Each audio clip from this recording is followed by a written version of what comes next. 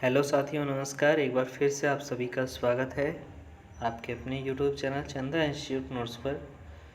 मैं रितेश यादव एक नए टॉपिक के साथ फिर से हाजिर हूँ। तो चलिए शुरू करते हैं आज का टॉपिक। आज का टॉपिक काफ़ी खास होने वाला है, क्योंकि इसमें आपका आ जाएगा, जब मैं पढ़ाऊँगा तो बाल केंद्रित शिक्षा आप पढ़ेंगे, उसके सिद्धांत पढ़ेंगे, विशेषताएँ पढ़ेंगे, उसमें शिक्षक की भूमिका को पढ़ेंगे आप। ठीक है। और इसके बाद प्रगतिशील शिक्षा आ जाएगी, तो उसमें प्रगतिशील शिक्षा में उसका महत्व क्या होता है, सर्व शिक्षा अभियान और मध्याह्न भोजन योजना, शिक्षा का अधिकार अधिनियम 2009। इसके अलावा आप पढ़ेंगे राष्ट्रीय पाठ्यचर्या की रूपरेखा, जिसे आप एनसीएफ के नाम से जानते हैं। तो ये टॉपिक काफ़ी खास है, क्योंकि इससे प्रश्न आपके एग्ज़ाम में बिल्कुल बनते ही बनते हैं। और आपको पता ही है, मैं यहाँ पे चैप्टर वाइज यानी कि टॉपिक वाइज कंप्लीट कर रहा हूँ आपकी जो थ्योरी क्लास है। और इस क्लास के अंत में मैं आपसे क्वेश्चन भी पूछूंगा, यानी कि आपको क्वेश्चन भी करवाऊंगा यहाँ पे, उनको भी कर लेना है, ताकि आने वाले समय में आपके चैप्टर वाइज क्वेश्चन भी कंप्लीट हो जाएँ और आपकी तैयारी बेहतर हो पाए। तो बाल केंद्रित शिक्षा एवं प्रगतिशील शिक्षा की अवधारणा, इसका मेन हेडिंग रहेगा। आप इसको डाल लेना अपने बुक्स में, मतलब अपने कॉपी में, अपने नोट्स में। इसके अलावा आप concept of child centred and progressive education के नाम से इसको इंग्लिश में कर सकते हैं। बाल केंद्रित शिक्षा, इसके अंतर्गत हम पढ़ेंगे बाल केंद्रित शिक्षा की विशेषताएं, बाल केंद्रित शिक्षण के सिद्धांत क्या हैं, बाल केंद्रित शिक्षा में शिक्षक की क्या भूमिका होती है उसके बारे में जानेंगे। बाल केंद्रित शिक्षा व शिक्षक केंद्रित शिक्षा में तुलनात्मक अध्ययन देखेंगे। और सेकंड आपका आ जाएगा प्रगतिशील शिक्षा, जिसे हम प्रोग्रेसिव एजुकेशन के नाम से जानते हैं। तो प्रगतिशील शिक्षा का महत्व क्या है और सर्व शिक्षा अभियान क्यों चलाया गया, उसका फ़ायदा क्या हुआ या नुकसान हुआ, जो भी चीज़ें हुई उसके बारे में समझेंगे। मध्याह्न भोजन योजना क्या है, यानी कि भोजन स्कीम क्या है, इसको समझेंगे। जो दोपहर का खाना मिलता है बच्चों को प्राथमिक विद्यालय में कक्षा 1 से 5वीं तक। और यहाँ से फिर हम पढ़ेंगे शिक्षा का अधिकार अधिनियम 2009, जो आपका लागू किया गया, कब से लागू किया गया, इससे भी आपके प्रश्न बनते हैं। इसके अलावा राष्ट्रीय पाठ्यचर्या की रूपरेखा, जिसे हम एनसीएफ 2005 के नाम से जानते हैं, तो काफ़ी इम्पोर्टेंट होने वाला है, तो अंत तक जरूर बने रहें। ठीक है। और अंत में इन सभी टॉपिक से आने वाले कुछ महत्वपूर्ण प्रश्नों को भी करेंगे हम, तो अंत तक ज़रूर देखना आप। इससे पहले आप अगर चैनल पर नए हो और सी टेट, यूपी टेट या फिर अब सुपर टेट की तैयारी करना चाहते हैं, तो टेलीग्राम ग्रुप आप हमारा ज्वाइन कर सकते हैं। चंद्रा इंस्टीट्यूट इलाहाबाद के नाम से आपको मिलेगा। लगभग आपको यहाँ पे 9.5 हज़ार, मतलब इतना आपको बच्चे मिलेंगे, यहाँ पे भाई बहन मिलेंगे, यहाँ पे आप ज्वाइन कर सकते हैं। और चैनल पे आप अगर नए हैं तो आपको क्या कर लेना है, सब्सक्राइब कर लेना है, बेल आइकन भी ऑन कर लेना है, जिससे आने वाली वीडियो की नोटिफिकेशन आपको मिलती रहेंगी। तो चलिए अब परिचय जान लेते हैं हम, कि जो हमारा बाल केंद्रित शिक्षा है उसके बारे में थोड़ा सा परिचय समझेंगे। तो समय समय पर शिक्षा में काफ़ी बदलाव हुआ, आप भी देख रहे हैं कि शिक्षा में क्या हो रहा है। पहले शिक्षा क्या थी, प्रारंभ में शिक्षा का उद्देश्य सिर्फ ज्ञान मात्र था, यानी कि सिर्फ ज्ञान देना। शुरुआत में क्या था कि पहले सिर्फ शिक्षा का अर्थ यही था कि आपको ज्ञान देना है, लेकिन आज के समय में बालक के सर्वांगीण विकास पर बल दिया जाता है, यानी उस पर जोर दिया जाता है। और मुख्य उद्देश्य इसका देखें तो बिल्कुल स्पष्ट है कि बालक को समझना, एनसीएफ कहता है कि बालक को क्या करना होगा, समझना होगा, उसके व्यवहार को जानना होगा, और तभी उसका सर्वांगीण विकास किया जा सकता है। इसके लिए महाविद्यालय में बाल मनोविज्ञान विषय शिक्षकों के लिए ज़रूरी कर दिया गया है, यानी कि अगर आप शिक्षक बनना चाहते हैं तो आपको बाल मनोविज्ञान पढ़ना ही पड़ेगा। ठीक है, चाइल्ड डेवलपमेंट आपको पढ़ना पड़ेगा, तभी अब बच्चे के विकास के बारे में अब बेहतर उसका विकास कर पाएंगे। तो शिक्षा के क्षेत्र में मनोवैज्ञानिक जो थॉर्नडाइक हैं, उनका महत्वपूर्ण योगदान माना जाता है। मैंने आपको थॉर्नडाइक का सिद्धांत, स्किनर, पावलोव इसके अलावा अन्य सारे थ्योरीज आपको बताए हैं जो आपके पियाजे साहब हैं चाहे वाइगोस्की हैं, तो सारे इंपॉर्टेंट हैं। आप जाके वीडियो को चेक कर लेना, प्लेलिस्ट बना हुआ है, ठीक है। सीडीपी का नया प्लेलिस्ट है और आपके एग्ज़ाम में वो सारे एग्ज़ाम में काम करने वाला है, ठीक है। चलिए अब बाल केंद्रित शिक्षा को आप समझते हैं, जो चाइल्ड सेंटर्ड एजुकेशन है उसको समझते हैं। तो बालक, ये मतलब इसका महत्व क्या है उसको देखते हैं, ठीक है। तो यहाँ पे बालक का केंद्र बिंदु होता है, क्या होता है, बालक क्या है, आपका केंद्र बिंदु है, यानी शिक्षा का जो केंद्र बिंदु है वो बालक है। यहाँ पे बाल केंद्रित शिक्षा में देखेंगे चाइल्ड सेंटर्ड एजुकेशन इसको कहा गया है। इसमें बालक को महत्वपूर्ण माना गया है क्योंकि बालक को ही सिखाया जाता है, बालक को ही एक मतलब उसका ही विकास करना है हमें, इसलिए यहाँ पे बालक शिक्षा का केंद्र होता है। और अधिगम के समय बालक की रुचियों, प्रवृत्तियों, क्षमताओं को ध्यान में रखना चाहिए, यानी कि बाल केंद्रित शिक्षा जो है ये कहता है कि एक शिक्षक को बालक की रुचियों के बारे में समझना चाहिए, उसकी प्रवृत्तियों, उसकी क्षमता कितनी है पहले उसके बारे में जानना चाहिए, फिर बालक को पढ़ाना चाहिए, ठीक है। साथियों बैकग्राउंड में थोड़ा सा डिस्टरबेंस हो रहा है तो उसे क्षमा करें आप। अगला आपका पॉइंट है यहाँ पे कि बालकों की दैनिक समस्या को दूर करने का प्रयास करना चाहिए, यानी एक शिक्षक को हमेशा क्या करना चाहिए, बच्चे का समस्या समाधान करने का प्रयास करना चाहिए। इस तरह से क्वेश्चन आपके सीटेट एग्जाम में आते हैं, इसलिए ये टॉपिक महत्वपूर्ण है। व्यक्तिगत शिक्षण पर भी बल देना चाहिए, यानी कि बच्चे का व्यक्तिगत शिक्षण अच्छा करना चाहिए। बालक स्वावलंबी व स्वतंत्र बने इसके लिए प्रेरणा देनी चाहिए, ठीक है। अनुशासन में रहकर कार्यों को संपन्न मतलब बच्चा क्या करे, अनुशासित रहे, इसके लिए उसे बनाना चाहिए, उसका प्रयास करना चाहिए। और अनुशासन डर से नहीं होना चाहिए, ठीक है, कि बच्चे के अंदर जो अनुशासन हो रहा है वो डर के कारण हो रहा है, क्योंकि डर के कारण यदि उसमें अनुशासन होता है तो वो कुछ क्षण के लिए होता है, यानी बच्चा जब आपको दिखेगा तभी आपसे डर करके अनुशासित रहेगा, अन्यथा वो नहीं रहने वाला है। इसलिए बच्चे के अंदर क्या करना चाहिए, प्रेरित करना चाहिए उसे, महापुरुषों की कहानियाँ, एग्जाम्पल्स और इस तरह की चीज़ें उसके जीवन में उतारनी चाहिए।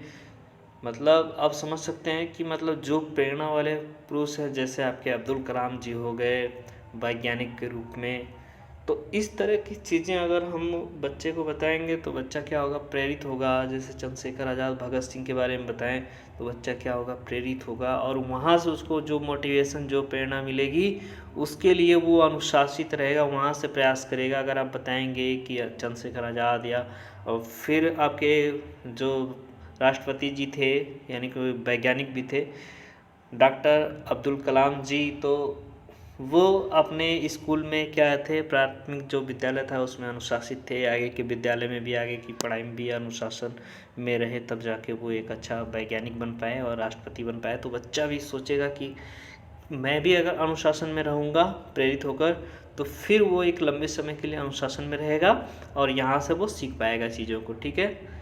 तो ये थी यहाँ पे बाल केंद्रित शिक्षा का जो महत्व था वो मैंने बताया। इसकी विशेषताएं को समझ लेते हैं कि बालक, इसमें बहुत सारी विशेषताएं हैं, मतलब 5-6 पॉइंट आपको मिलेंगे।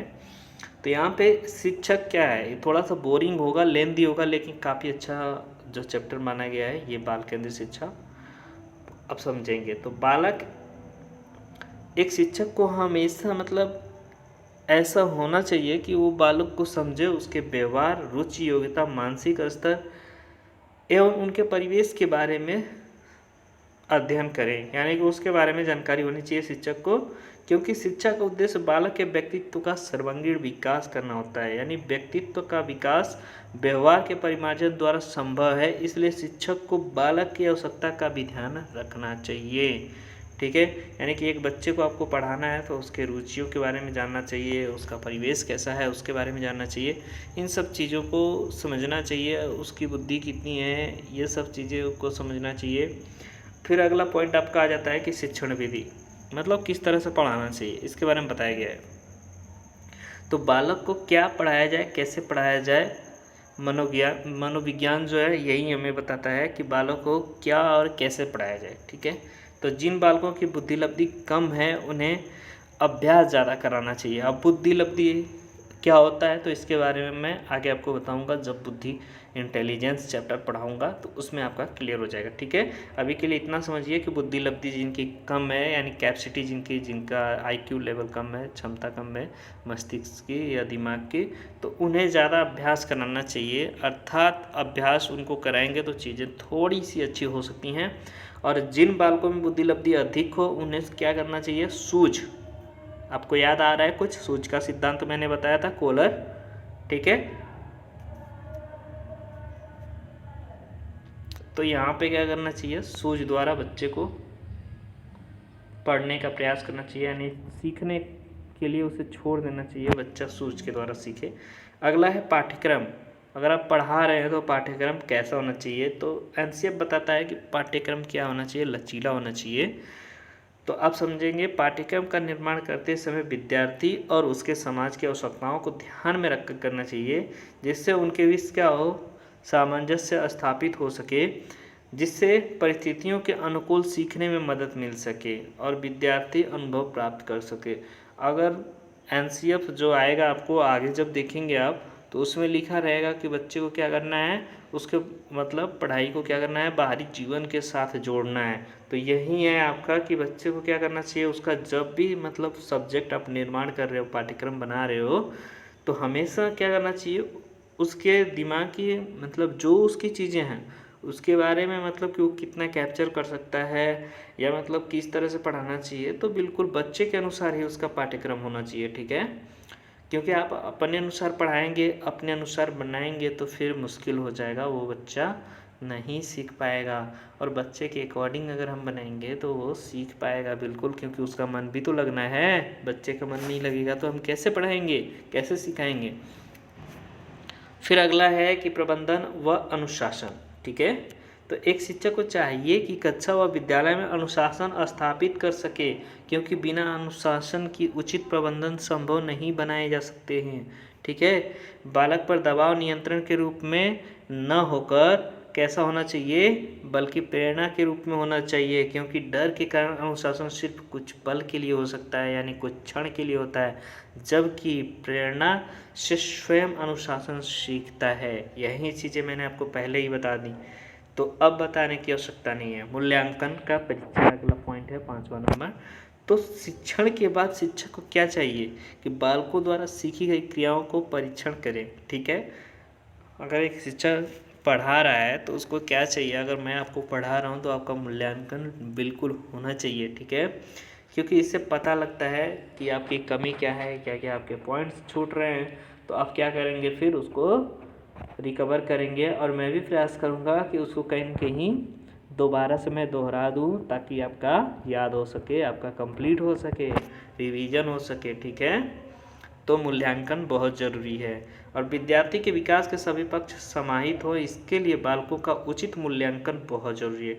उनका उचित मूल्यांकन होना चाहिए, उसमें कोई कमी नहीं होनी चाहिए। बाल केंद्रीय शिक्षा प्रणाली में सतत एवं व व्यापक मूल्यांकन पर अधिक जोर दिया गया है। यहाँ पे आप देखेंगे कि बाल केंद्रीय जो शिक्षा प्रणाली है, इसमें सतत और व्यापक मूल्यांकन पर जोर ज़्यादा दिया गया है। अगला है समस्याओं का समाधान। तो एक शिक्षक को चाहिए कि वो बच्चों की समस्याओं का समाधान करे। ठीक है, हमेशा समाधान करे। तो ये आपका एग्ज़ाम में एग्जाम्पल मिलता है कि एक शिक्षक को कैसा होना चाहिए कि बच्चे के, तो उसमें बहुत सारे पॉइंट्स आपके रहते हैं 1 2 करके या फिर ABCD करके, तो उसमें चुनना पड़ता है आपको कि एक शिक्षक को क्या करना चाहिए, बच्चे की समस्या का समाधान करना चाहिए या नहीं करना चाहिए, या छोड़ के भाग जाना चाहिए, या शिक्षक क्या करना चाहिए, बच्चे को भगा देना चाहिए या उसे मारना चाहिए।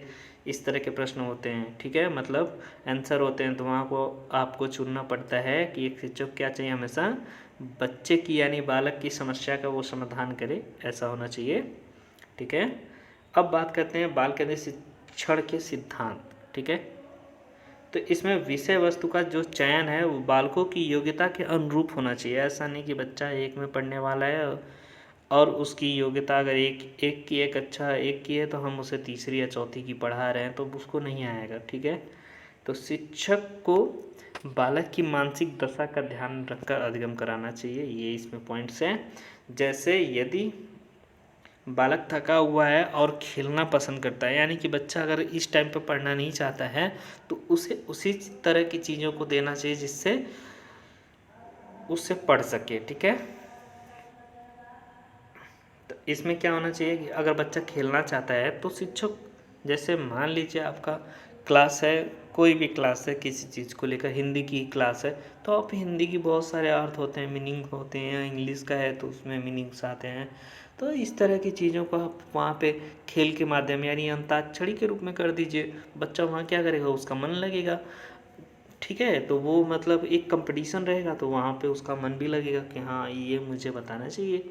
तो ये सब चीज़ें करनी चाहिए। और वातावरण को कैसा बनाना चाहिए, लचीला बनाना चाहिए, ज्ञान पर आधारित और रुचि के अनुसार व्यक्तिगत विभिन्नताओं को ध्यान में रखकर क्या करना चाहिए, पढ़ाना चाहिए। ठीक है, व्यक्तिगत विभिन्नता क्या होती है इसके बारे में भी आगे पढ़ाएंगे क्योंकि वो आगे ही आएगा।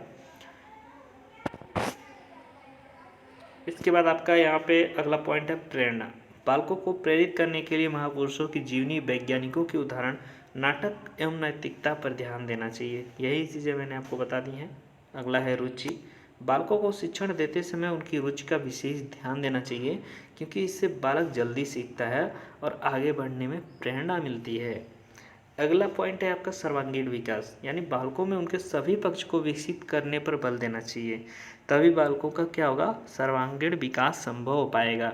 सभी बालक को क्या करना चाहिए, शिक्षक को एक समान देखना चाहिए, उसमें किसी भी प्रकार का भेदभाव नहीं करना चाहिए और सभी बच्चों को एक साथ लेकर चलना चाहिए।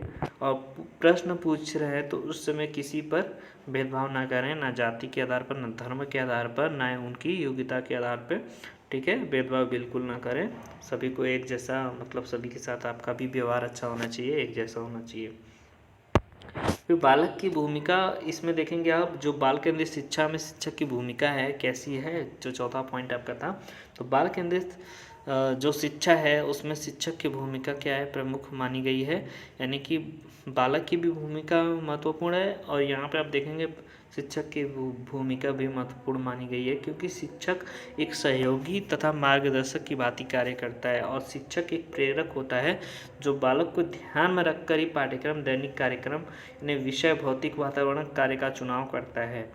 और शिक्षक बालक को न सिर्फ किताबी ज्ञान दें बल्कि उन्हें समाज के साथ जोड़कर बताएं, यही आपका आंसर भी कहता है। ठीक है,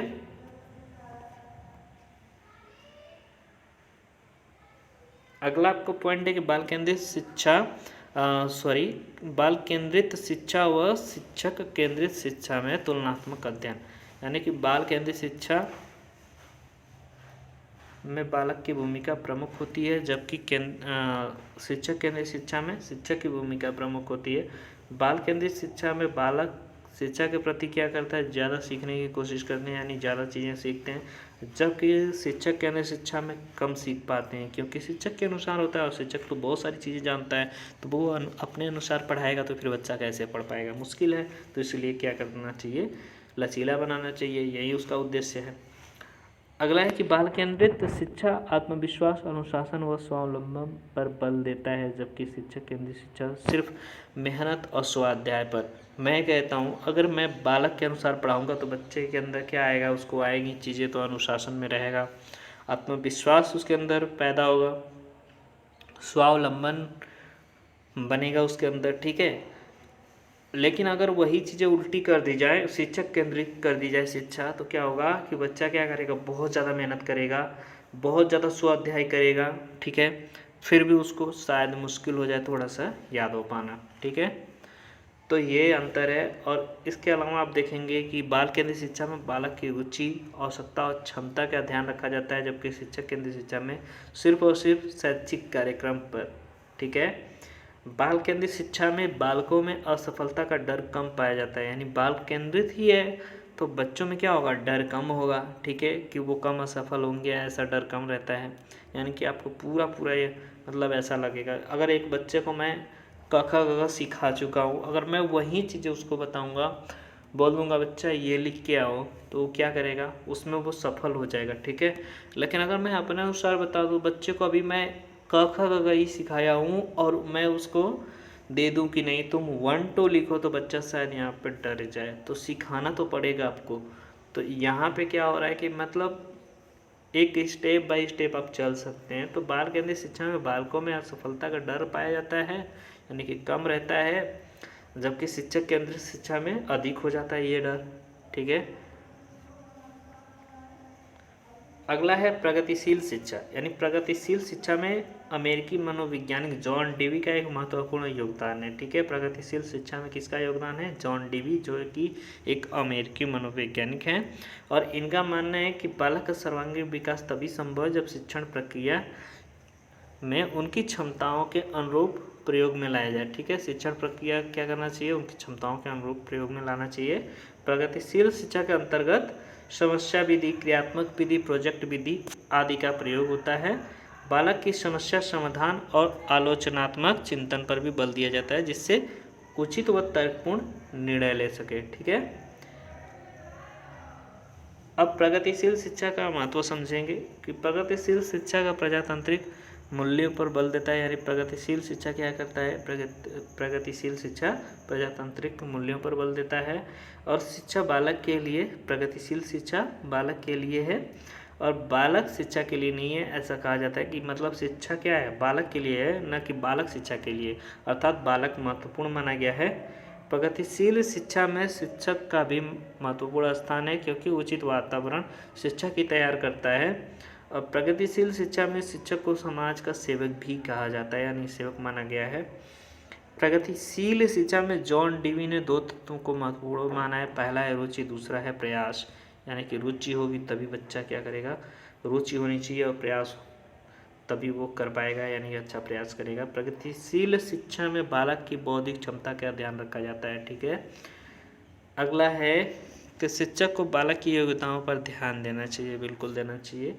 प्रगतिशील शिक्षा का उद्देश्य बालक के व्यक्तित्व का विकास करना होता है, यानी कि प्रगतिशील शिक्षा का उद्देश्य क्या होना चाहिए? बालक के व्यक्तित्व का सर्वांगीण विकास हो। ठीक है। अगला है कि बालक को ऐसे कार्य देना चाहिए जिससे उनकी मानसिक क्रिया में गति आए, यानी उन्हें तर्कपूर्ण चिंतन करने के लिए देना चाहिए। प्रगतिशील शिक्षा के आधार पर शिक्षा को अनिवार्य सार्वभौमिक बनाया जा रहा है। ठीक है। प्रगतिशील शिक्षा के ही मतलब आधार पे आप देखेंगे तो शिक्षा को क्या किया जा रहा है? सार्वभौमिक और अनिवार्य बनाया जा रहा है यहाँ पे। इसके बाद आपने देखा था एक सर्व शिक्षा अभियान, जब आप लोग छोटे रहे होंगे तो देखे होंगे। ठीक है। कि आप जब पढ़ रहे थे तो 2000 में और 2001 के दौरान इसको शुरू किया गया था, जो ये अभियान है सर्व शिक्षा अभियान। हालांकि इससे मतलब फ़ायदा सरकार को नहीं हुआ था, आगे हम डिस्कस करेंगे। लेकिन कुछ चीज़ों को लेकर सरकार को फ़ायदा हुआ, वैसा तो नुकसान ही समझो आप। तो यहाँ पे इस अभियान को भारत सरकार द्वारा वर्ष 2000-2001 में शुरू किया गया था। इस अभियान में मुख्य नारा एक लगा था कि सब पढ़ें सब पढ़ें, और सब पढ़ें सब बढ़ें, ये नारा लगा था। ठीक है। सब पढ़ें सब बढ़ें, ये दिया गया था। सर्व शिक्षा अभियान जब लागू किया गया था तो सर्व शिक्षा अभियान यानी कि SSA इसको कहते हैं।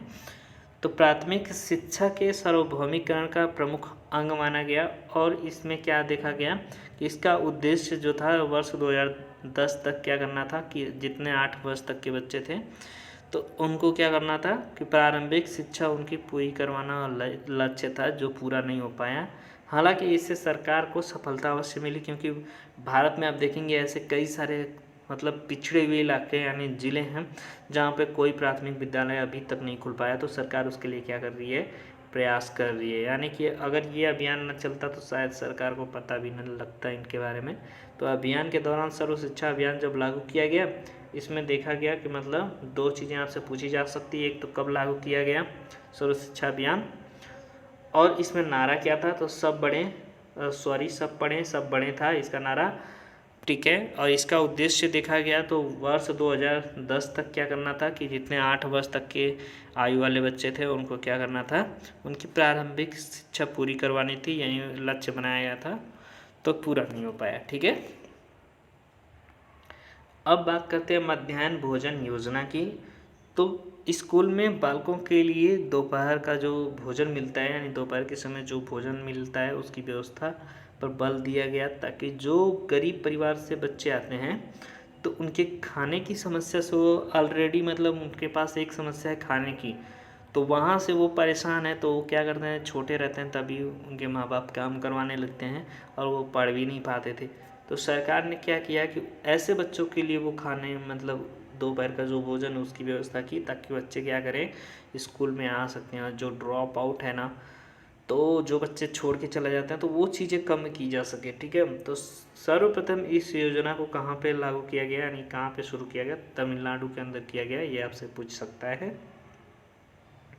अगला है कि इससे पहले सर्वोच्च न्यायालय के आदेश पर आप देखेंगे कि भारत सरकार द्वारा 15 अगस्त 1995 को क्या किया गया था, पोषाहार के रूप में इस योजना की शुरुआत की गई थी, जिसके अंतर्गत कक्षा 1 से 5वीं तक प्रदेश के सरकारी यानी कि परिषदीय राज्य सरकार द्वारा सहायता प्राप्त प्राथमिक विद्यालयों में पढ़ने वाले सभी बच्चों को यदि उनकी उपस्थिति 80% होती थी तो उनको क्या मिलता था, 3 किलोग्राम गेहूं या चावल दिया जाता था। अभी भी आप देखेंगे तो ये चीज़ें जो थी, तो मैं जब छोटा था तो मुझे याद है, बखूबी याद है अच्छे से, तो मैं जब तीसरी चौथी में था तब तक मुझको मिला था, क्योंकि 2004 के पास शायद वो भोजन वाली योजना आ गई थी, जो आगे मैं आपको बताऊंगा।